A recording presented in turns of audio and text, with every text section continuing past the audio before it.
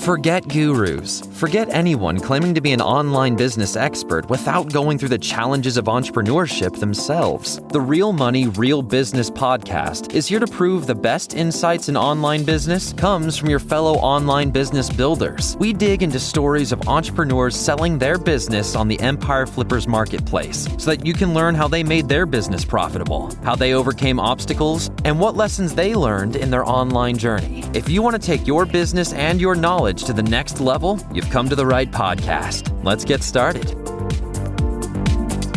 Hey everyone, welcome to another episode of the Real Money, Real Business podcast. We record these interviews so that potential buyers can learn more about the business and the seller to help them make an informed buying decision.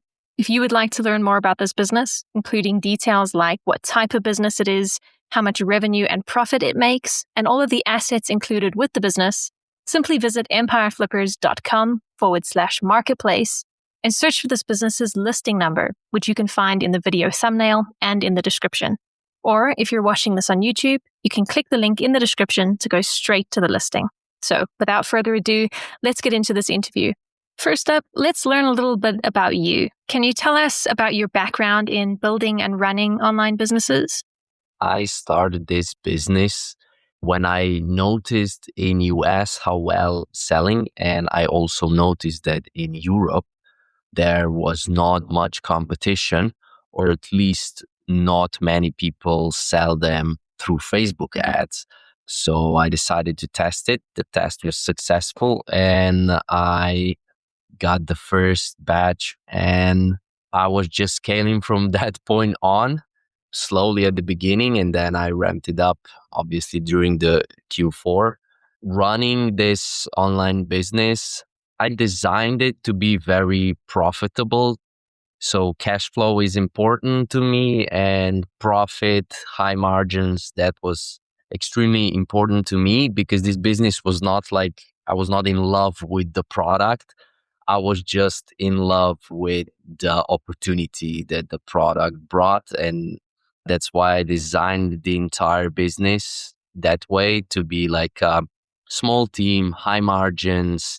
Also, my grounding mats are slightly higher. I mean, once people started copying me, they would obviously lower the price, but that does not work because the high margins are actually good. So you can spend more on ads and outbid other people. So yeah, it was just designed to create cash flow and to be as profitable as possible. Why are you selling the business now instead of keeping it and growing it further? Two things. First thing is, well, I'm not in love with the product. That's the biggest one. As I mentioned before, it was tested because I saw a big opportunity, not because I was like super excited about helping older people that have health issues. This is not my passion. So keep growing it. It's increasingly harder, obviously, because I would also need to add other things to the business. I would need to like branch out. That's why I'm not so excited about growing it, because at that point it would be just only for the money. That's the main reason. And the other is obviously competition within the grounding mat specifically. So to take this business to another level, another SKU like grounding sheets would be needed, or email and stuff like that.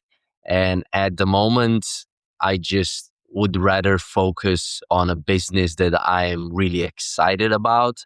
And I would like explore these avenues in the new business rather than this one that I would just do it for the money. Can you describe the amount and the type of work that you do on this business to maintain it? Currently, I am fulfilling all the orders myself. So this is one thing that I'm doing. Before I had a fulfillment center, but at the moment I just fulfill all the orders myself. So that's one thing. Another thing would be ads. I come up with new ideas for the ads. I borrow some from other brands, and some of them I come up with on my own. And I just give them to my employee in Philippines, and he edits the video, does the images. Then I tell him how to upload it on Facebook. and I just scale the good ones. That's the second thing. The third one is emails. I don't do them personally. I have my girlfriend to do them, but this would be the third part that needs to be done on a daily basis. So, if you were to keep this business, what are some of the ways you would try to grow it? The first thing I would do is add email marketing. Currently, I was not doing that at all. I was just focusing on Facebook ads last year. So, email marketing is a nice opportunity to get some cash flow, some quick, easy money.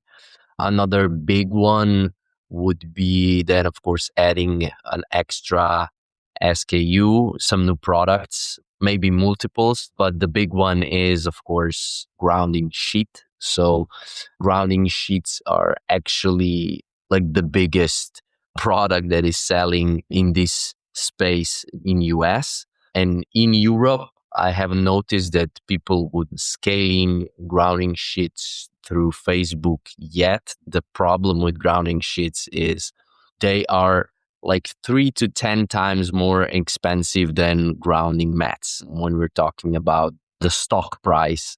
So you need a little more capital. You need to take a little more risk. That's why there's probably not much competition at the moment here in Europe, because they are significantly more expensive. And if you have to buy high quantities of stock, then it might be a burden if you don't have that money or you're not willing to take the risk. So these two things are the biggest. And of course, if there are some other additional products that you can add to it, that's also great. And another thing that I will also try is Google Ads. I don't think Google Ads are like insanely like they would be profitable, just not, you wouldn't be able to scale them like to ridiculous numbers like on Facebook. But Google Ads definitely would add at least, a little bit of profit per month. Right. And what would you say are the biggest risks with this business that buyers should be aware of? Two things I would say are the biggest risk at the moment. One is just competition. And right now, grounding is like a buzzword, and you can, like, people already know about grounding, but there's still not that much competition. When it comes to grounding mats specifically, there's more people selling it. There's more people trying to copy you, which inevitably raises cost per acquisition and CPMs. Luckily here, the margin is very high, but I've seen it's starting to show that the CPAs are rising. So it gets increasingly harder to push this product only through ads. Also, if the grounding mat can be can be easily available in like bigger discount stores, that would be an issue. So taking it, buying it, like growing it, taking control of this business right now is a good opportunity. In the future, might be risky to do that because all these popular Facebook brands and products sooner rather than later just end up in bigger discount stores, and then it's very hard to compete on price unless you have a really strong brand behind it. And another thing is just risky ads on Facebook. I haven't had any like rejections. I haven't been like banned, or I haven't had rejected ad accounts, Facebook profiles, or business manager. But of course, I had rejected ads in the ad account. So you gotta be aware and careful that you don't push too far with some of the health claims and some of the images or videos, because your assets can get banned on Facebook. Doing that, I have some deactivated Facebook pages, probably because of the same reason, too many rejected ads at once, and it's very hard to then get that page back. So it's easier to just then create a new one. So you just cannot take it too far with ads. How much support are you willing to offer the buyer who acquires this business? Initially, when we're doing the transition in the first week, I think we can be on a call every day. Like, I can just walk you through the entire process easily.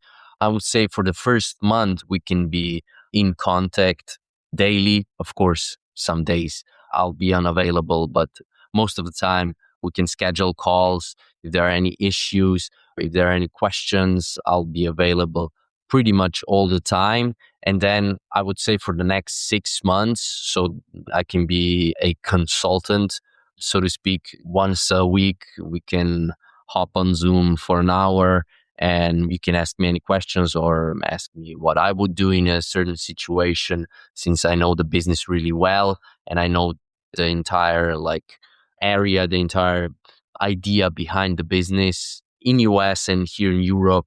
And I can just help with that on weekly basis, like for months if needed, because it is in my best interest that this grows and it's not just sold and then forgotten. Are you open to negotiating something like an earnout agreement? Yeah, sure. I am open to different payment structures, so we can just discuss that. Of course, I want some of the money up front so I can invest it in my new business.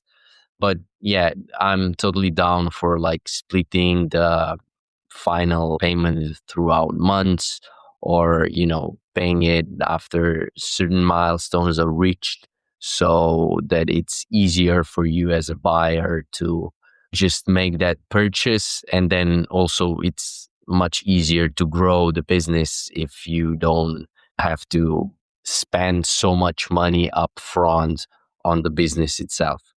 Okay, final question. If you had to put yourself in the shoes of a buyer, why is your business a business worth buying?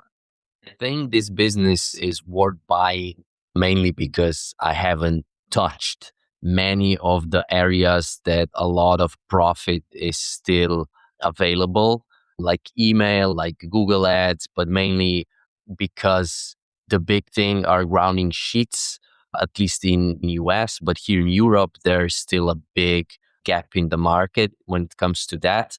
It does require a bit more capital upfront because grounding sheets in general are more expensive to get to import here. But of course, also the price tag, they have much higher margins as well. So this is, I think, the biggest thing. Why would this business be worth buying? And of course, another thing is I designed the whole business to be a cash flow business and highly profitable business. A small team, you're not paying any unnecessary money for software or anything. So you are pretty much just paying for the essentials, for the domain, the hosting, the order management. But other than that, you're not going to spend almost no money on people working here. So everything is optimized to be as highly profitable as possible. That was my goal with the business, to just create as much profit as possible. So that's also a big thing. You don't need to do any cost cutting or anything like that. All right, everyone. Thanks for listening. To learn more and see if this business is still for sale, head over to empireflippers.com/marketplace and search for this business listing number, which you can find in the video thumbnail and description. Or if you're watching this on YouTube, click the link in the description to go straight to the listing. Once you've unlocked this listing, you'll find everything you need to know about this business. So, thanks for joining us. See you next time.